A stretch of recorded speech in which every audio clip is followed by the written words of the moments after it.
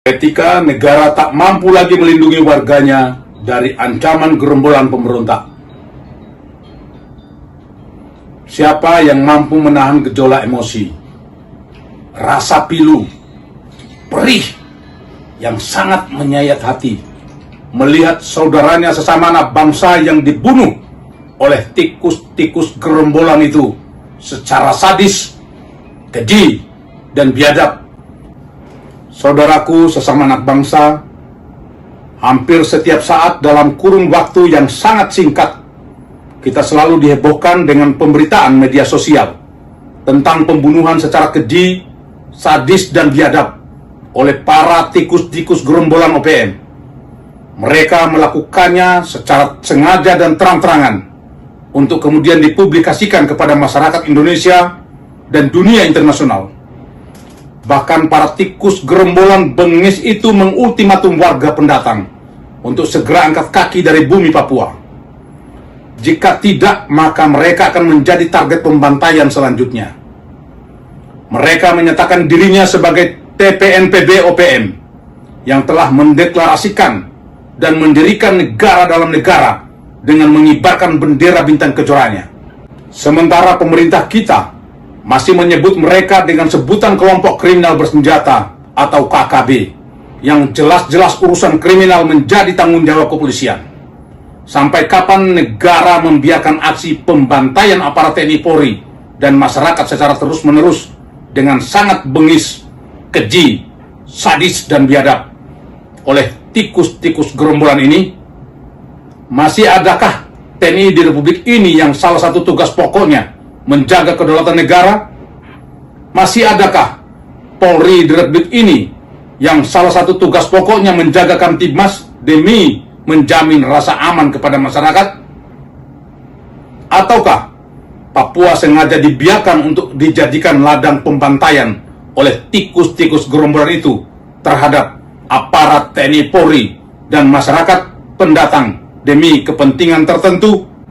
Wahai Panglima TNI, Kapolri, dan Ketua DPR RI, masihkah kalian punya nurani ketika menyaksikan anak-anak bangsa dibantai oleh tikus-tikus gerombolan itu? Ataukah kalian gentar dengan ancaman dan gertakan mereka? Sungguh ironis, di daerah aman, pengamanan pesta pernikahan putra mahkota begitu super ketat dan wah dengan melibatkan 11.800-an personil yang dilengkapi perlengkapan tempur.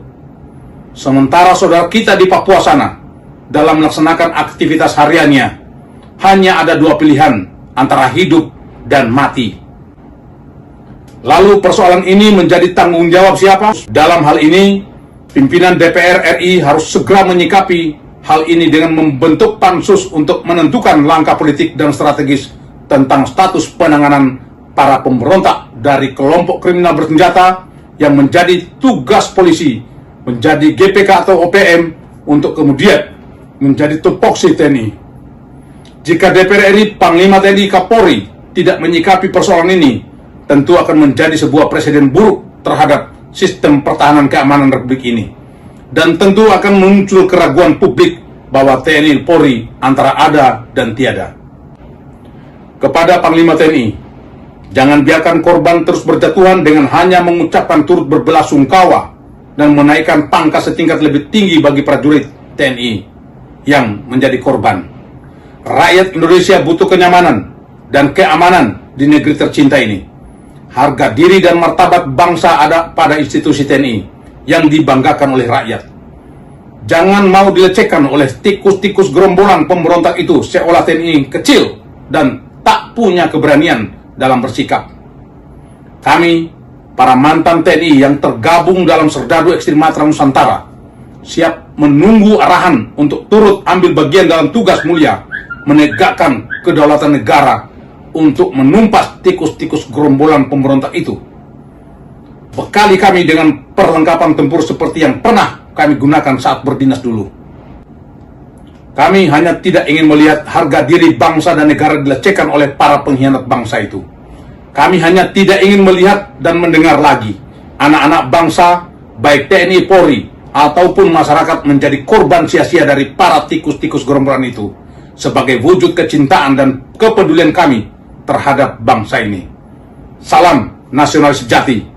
Dengan saya, Ruslan Buton, Panglima Serdadu Ekstrim Matra Nusantara.